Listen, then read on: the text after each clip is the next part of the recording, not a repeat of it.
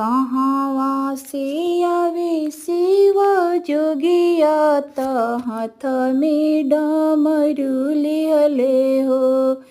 कहवा से आवे गौरा मैया त हाथवा सिन्होरा लिहले। काशी से आवे शिव जोगिया त हाथ में डमरू लिहले। विंध्याचल से आवे गौरी मैया त हाथवा सिन्होरा लिहले। कथी चढ़ी आवे शिव जोगिया त हाथ में डमरू लिहले। कथी चढ़ी आवे नी गौरा मैया हाथवा सिन्होरा लिहले।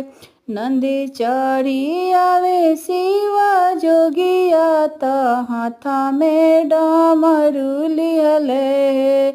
सिंह चढ़ी आवे नी गौरा मैया हाथवा सिन्होरा लिहले। कहवा बैठबा शिव जोगिया त हाथवा डमरू लिहले। कहवा बैठब गौरा मैया त हाथवा सिन्होरा लिहले। मंदिर बैठब शिव जोगिया त हाथ में डमरू लिहले।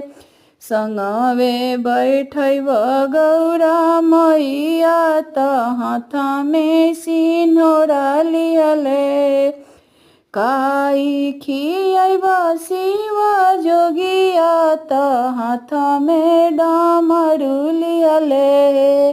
काई खियाब गौरा मैया त हाथ में सिन्होरा लिहले।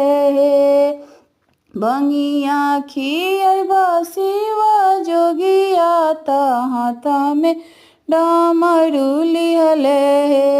खोअवे खियाब गौरा मैया त हाथ में सिन्होरा लिहले।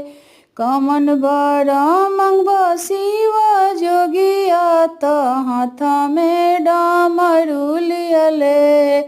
कौन बर मंगब गौरा मैया त हाथ में सिन्होरा लिहले। अन्न धन मंगब शिव जोगिया